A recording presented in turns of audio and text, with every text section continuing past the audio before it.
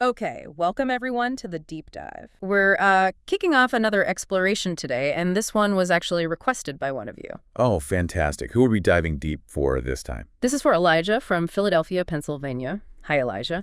He mentioned he's been trading in crypto for about 11 months now. Okay, relatively new, but getting into it. Makes sense you'd want to understand the fundamentals then. Exactly. He wanted a clearer picture of what's going on, under the hood. So, Elijah, this one's for you and really anyone else looking to get past just the price charts. Good stuff. This is Season 2, Episode 19 of the Deep Dive. And this season, we're calling it BlockChain Blueprint, cryptocurrencies, digital assets, and more. A fitting title? And we have a brilliant producer for this deep dive, Katie St. Ors. She's a digital asset tax specialist, actually. A great perspective to have. Yeah, and she's provided the core source material we're going to be unpacking today. We've got quite a stack here. Right. Katie's sources look really solid. At its most, basic level. Yeah. What is blockchain? I keep hearing it described as a kind of digital record book. That's exactly right. The sources start right there. Think of it as a shared digital ledger, but the crucial parts are that it's shared across many computers and designed to be unchangeable. Unchangeable, okay. Yeah, it falls under this umbrella term. Distributed ledger technology, or DLT. So unlike a traditional database where one company or person holds the keys. Like a bank's database. Exactly.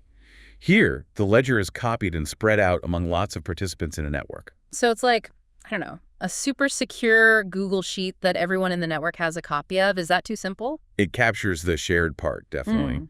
The super secure and unchangeable bits, though, they come from how it's structured, the block and chain part of the name. Ah, okay. Tell me about that.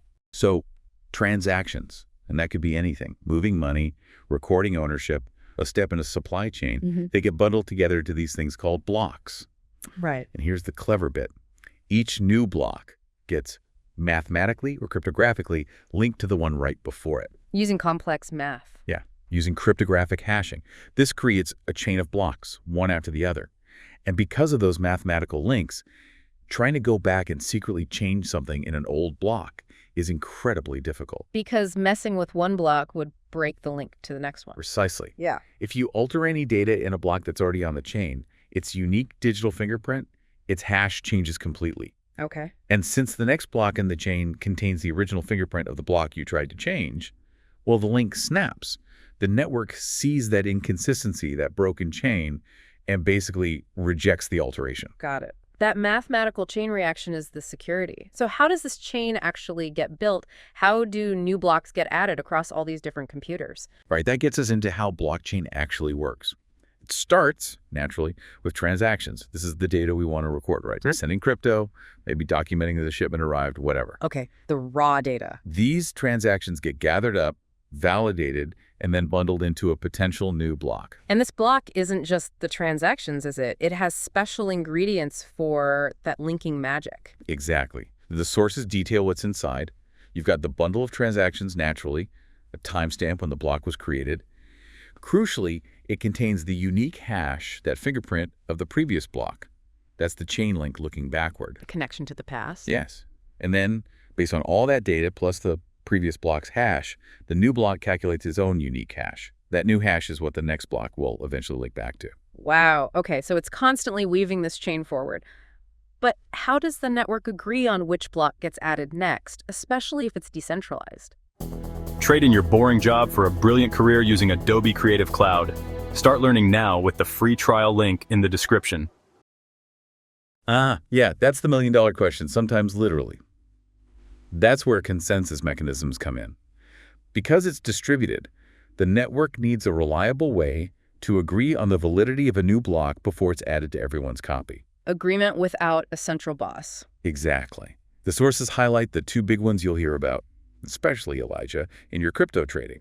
First is proof of work, or POW. Bitcoin system, right? That's the one. Bitcoin pioneered it. Here, participants called miners use, well, frankly, a ton of computing power to solve really complex math puzzles. Like a race. It's essentially a computational race. The first miner to find the solution gets to propose the next block for the chain and earns reward, usually in newly created cryptocurrency and transaction fees. But it uses a lot of energy, I hear. It does. That's the major criticism and why there is so much discussion around its environmental impact. The sources emphasize that computational intensity. Okay, what's the alternative then? The other major one, gaining a lot of traction and used by networks like the newer version of Ethereum, is proof of stake, or POS. Stake, as in you have a stake in the network. Precisely. Here, participants are called validators.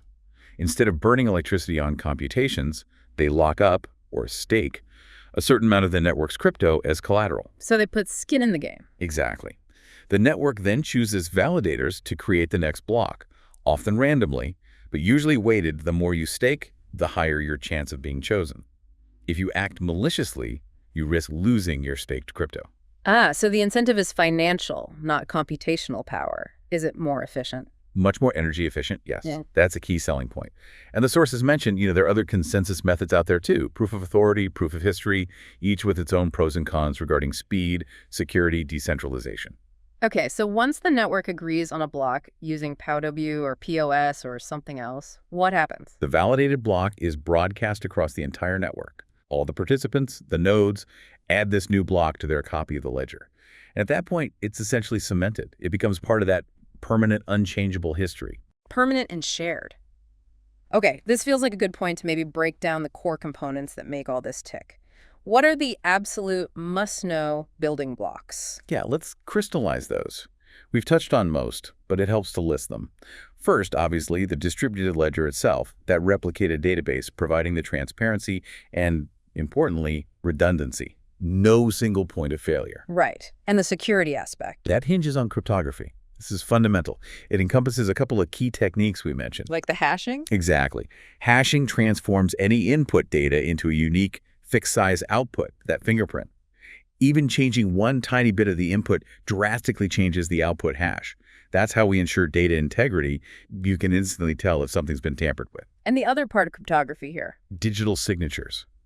These use public and private key pairs. Think of your private key like your actual signature, proving it's you, and the public key lets others verify that signature without needing your private key. It ensures transaction authenticity and integrity, that it came from the claim sender and wasn't altered en route. Okay, cryptography is key. Then there's the big one, decentralization. Huge. This really is a paradigm shift, moving control away from one central entity, like a bank or a company, and distributing it across the network participants. What's the main benefit of that? Well, resilience, for one. If one computer, one node goes offline, the network carries on because thousands of others still have the ledger and can validate transactions.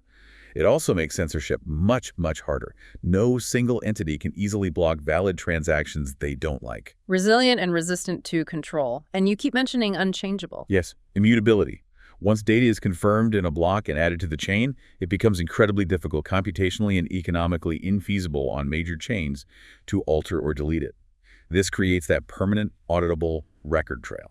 Which leads to transparency, right? At least on some chains. On public blockchains like Bitcoin or Ethereum, yes. The ledger itself is typically open for anyone to view and audit. You can trace the flow of transactions between addresses. Now, the identities behind those addresses are usually pseudonymous to strings of characters, not directly linked to real-world names unless someone chooses to reveal that link. Gotcha. And what are the computers actually running the network called? Those are the nodes. They're the individual computers connected to the network, each storing a copy, or sometimes partial copy, of the ledger, and often participating in validating transactions and blocks. Okay. And one more component that seems to have really changed the game. Ah, yes, smart contracts. This really kicked off what some call BlockChain 2.0. This is the self-executing code you mentioned. Goes beyond just recording stuff. Totally. Smart contracts are essentially programs stored on the blockchain that automatically run when certain predefined conditions are met. Think of them like digital vending machines or automated escrow services. How so? Well, you define the rules in code. If this event happens, then automatically execute this action. For example, if funds are received from party A, then automatically release the digital asset to party B. It removes the need for a human intermediary to oversee and execute the agreement. Ethereum really popularized this concept. Okay, so these core ideas, they didn't just pop out of nowhere with Bitcoin in 2008. Not at all. The sources actually trace the lineage back quite a bit further. Concepts like cryptographically linking documents to timestamp them were being worked on by researchers like Stuart Haber and W. Scott Stornetta way back in the early 1990s. Really? Wow. Yeah, and then Hal Finney developed a concept called reusable proof of work in 2004, which is an early step towards Bitcoin's consensus mechanism. Trade in your boring job for a brilliant career using Adobe Creative Cloud. Start learning now with the free trial link in the description. So Satoshi Nakamoto, whoever they are. Exactly. The anonymous creator, or creators of Bitcoin, published that famous white paper in 2008 and launched the network in 2009. What Satoshi did was brilliantly combine these existing concepts, the distributed ledger, the cryptographic hashing digital signatures, a workable consensus mechanism like proof of work, into the first truly functional decentralized electronic cash system. And then Ethereum built on that. Right. Launched in 2015, Ethereum took the core blockchain idea but made smart contracts a central, much more flexible feature, opening the floodgates for building decentralized applications, or dApps, on top of the blockchain. That history helps put it in perspective. Yeah. So knowing what it is and how it works. What are the big picture benefits? Why are people excited about this beyond crypto speculation? Okay, yeah, let's tie those components to the advantages. Because of the cryptography and decentralization, you get enhanced security. It's just fundamentally harder to hack or tamper with compared to many centralized systems. Makes sense. The shared nature, especially on public chains, provides increased transparency. This can build trust between parties who might not know or inherently trust each other because they can all see the same immutable record. You mentioned efficiency, too. How does that play out for someone like Elijah trading crypto? That's a great point. The promise of greater efficiency and speed, which often leads to reduced costs, is a major driver. Think about traditional international money transfers. They can take days and involve multiple banks taking fees. Right. Blockchain-based systems, especially using smart contracts, can potentially settle transactions much faster, sometimes in minutes, and often with lower fees by cutting out those intermediaries. For crypto trading, this means faster confirmation times for your trades and potentially lower gas fees, the cost of transacting on the network, though that can vary a lot depending on network congestion. Okay, so speed and cost. What else? Improved traceability. Because every step or transaction is recorded immutably with a timestamp, you get a clear, verifiable audit trail. Perfect for tracking goods in a supply chain, for instance. See where things came from, where they went. Exactly. The immutability itself is a benefit for record keeping, creating that permanent, reliable history. And we've covered decentralization resilience, censorship resistance. Sounds powerful. But are all blockchains created equal? Is it always this open, public thing like Bitcoin? No, definitely not. The sources make a key distinction here between different types of blockchains. It's not one size fits all. Okay. What are the main types? The kind we've mostly discussed, Bitcoin, Ethereum's main network, those are public or permissionless blockchains. Anyone can download the software, join the network, view the ledger, send transactions, and potentially participate in consensus if they have the resources. They really prioritize that openness and decentralization. But maybe a company doesn't want all its internal data out in public like that. Precisely. That's where private or permission blockchains come in. These are typically controlled by a single organization or a specific group. You need permission to join, and rights to read data or validate transactions are restricted. So more controlled. Yes. They can often be much faster and handle more transactions because the consensus process is simpler with fewer known participants. But the sources rightly point out that central control means the entity running it could potentially alter the chain or censor transactions, which kind of goes against the original blockchain ethos for some purists. They're often used for internal enterprise stuff. Is there something in between? Yep, there's a consortium or federated blockchain. Here, control isn't with one entity, but shared among a pre-selected group of organizations. Think of a group of banks collaborating on a shared ledger for interbank settlements. So shared governance. Right. It balances some efficiency and privacy needs with distributed control among trusted partners. Interesting. And the last type mentioned is hybrid. What's that about? Hybrid blockchains try to get the best of both worlds, mixing public and private features. A common model is using a private permission chain for most operations, keeping data confidential, processing things quickly, but then periodically anchoring proofs or summaries of those private transactions onto a public blockchain. Why do that? It leverages the high security and universally accepted immutability of the public chain, like Bitcoin or Ethereum, to provide trust and verification for the data held privately. So you get private operations, but public accountability. in a sense. Okay, these different types really show the flexibility, and the sources hammer home that this goes way beyond cryptocurrencies. What are some really compelling use cases we haven't touched on much? Oh, loads. The potential is huge because it's about digital trust. We mentioned supply chain management, tracking goods from source to shelf, preventing counterfeits. Think organic food, pharmaceuticals, luxury items. Yeah, that seems like a natural fit. Healthcare is another big area. Securely managing patient health records, giving patients control over their data access. Also, tracking prescription drugs to fight fakes. Voting, is that realistic? It's discussed a lot. Voting systems based on blockchain could offer enhanced security and auditability. It's complex to implement securely and at scale, mind you, but the idea is to increase trust in elections by having an immutable, transparent record of votes. Still very much in the research phase for large-scale use. What about managing who we are online? Digital identity is a massive potential application.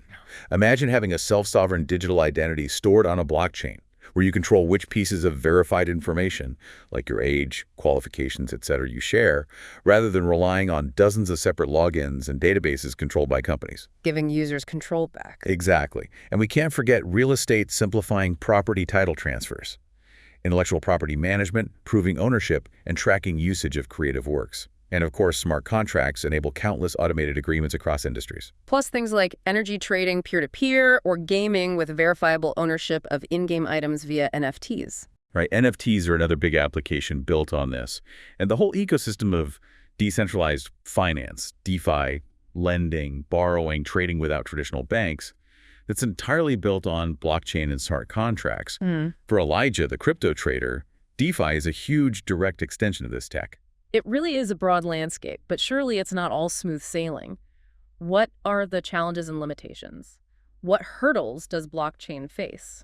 Absolutely. The sources are clear. It's not a magic bullet. Scalability is a persistent challenge for many public blockchains. They often can't process transactions as quickly as centralized systems like Visa or MasterCard. This leads to bottlenecks and sometimes high fees, especially when the network is busy. Which traders feel directly, yeah. Definitely. Energy consumption is still a major concern for proof-of-work chains, as we discussed, although the shift to proof-of-stake is helping there. And the rules. Regulation is a huge one. It's still evolving, often inconsistent across countries, creating uncertainty for businesses and users. What about getting different blockchains to work together? That's interoperability. It's still a work in progress to have seamless communication and asset transfer between different blockchain networks. And that benefit, immutability, Can be a downside, too. that can be a double-edged sword, yeah. If incorrect or sensitive data gets onto the chain, it's incredibly hard, sometimes impossible, to remove.